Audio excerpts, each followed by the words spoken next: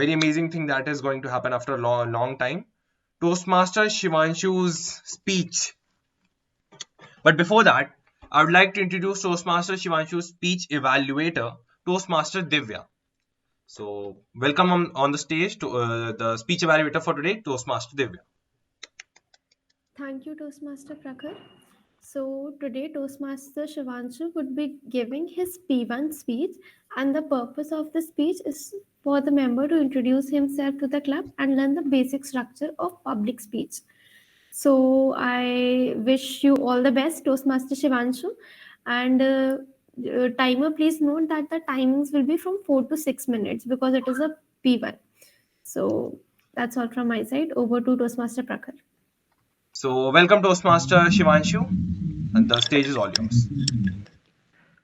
Thank you, Toastmaster Prakhar. Good evening, one and all. I'm Toastmaster Shivanshu. I'm going to deliver today's P1, and the title of my P1 is A Suitable Title. Does the title sound like the speaker had no idea of what title to give, and he gave this title? No, it doesn't, right? Okay. Have you played Ludo? That's an irrelevant question. Have you seen the movie Ludo? Or a movie called Ek Chalis Ki Last Local? Presuming the answer to me no, let me introduce you to the genre of these two movies.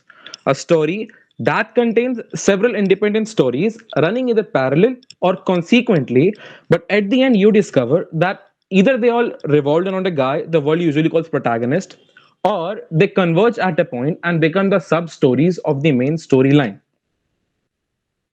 This speech is something similar.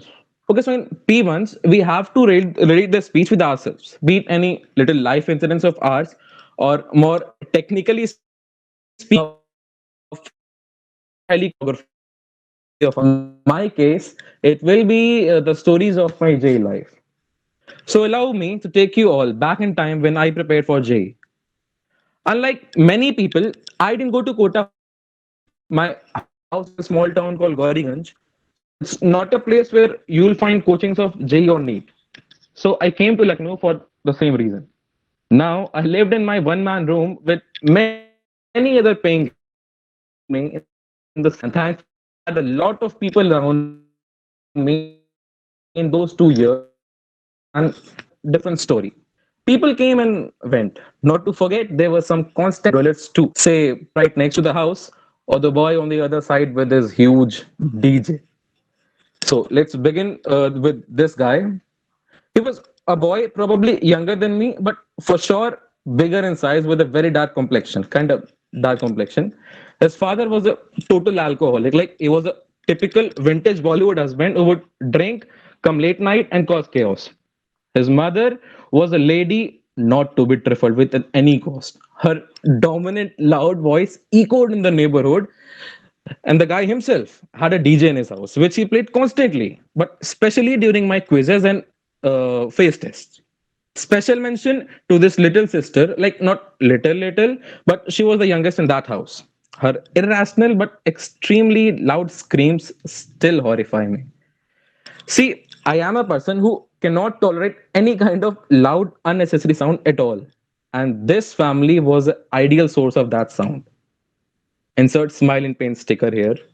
But nevertheless, I also have a good memory with that family. So this was a day when I was supposed to submit my school fees, but as usual, forgot to do.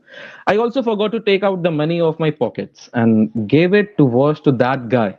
His father called me the very next day and gave the money in my hands. He even scolded me for that irresponsible behavior. That actually felt nice. I frankly always have been a careless boy, always getting into troubles due to that. Even missed my last robotics quiz just because I was sleeping at the time of quiz. Okay, so our next character in the series is Akram Bhai of the second floor. Though he lived there for a short time, maybe because of the over friendly nature of our auntie ji, our landlady, I guess. I always had a good talk with him whenever we met. He was an electrical engineer and had given AI triple A in his time, so he kind of related to me. He always ended up giving loads of advice to me. Once I needed to change the capacitor of my room's fan. He gave me a new one and he actually said that, why would you spend in vain? Take this. I loved hearing him from him the experiences of his student life, his engineering, his job life. Actually, the whole story thing. The thing is that I actually bond easily with people. I figured out this in those 2 years that I kind of like sitting alongside people, listening to their stories and experiences. Be it a random co-passenger in a train or even an auto driver when I am the only passenger in the auto. Fine. The next story. In the last few months of our JE prep, just before the January attempt, three girls, actually, they were girls by age but women by responsibility, came to the room very next to mine. By December, our coaching syllabus was almost completed and we didn't care for our school attendance. So my study schedule changed. 5 to 6 in the morning used to be my good nights, and 12 in the noon used to my good mornings. But these women, I swear, waking up at 4 in those winters, I mean, it was December, was no joke. They used to work in 102 emergency, and that's why they had to. Often, I used to go for a walk just to see the empty roads and also for the special chai at the Chauraha in the 4 in the morning, just before sleeping. Really miss those winter winds and the unpredictable street dogs. Actually, this adventurous and daring side of my personality came to a revelation on the day when I traveled half the way to my hometown with a complete stranger, drunk truck driver. Like, seriously, I was suspecting this could be my last ride and I was enjoying it at the same time. Now, the next character, Chatwale uncle. He was a real savage. Like, seriously, he lived in that tiny structure which couldn't even be said to be a room, and that too on the terrace alone. He took shower and open on the terrace even in the winters. I mean, for a boy like me who loves setting records of not bathing, such dedication to bath was shameful to watch. I always wonder why people love bathing so much.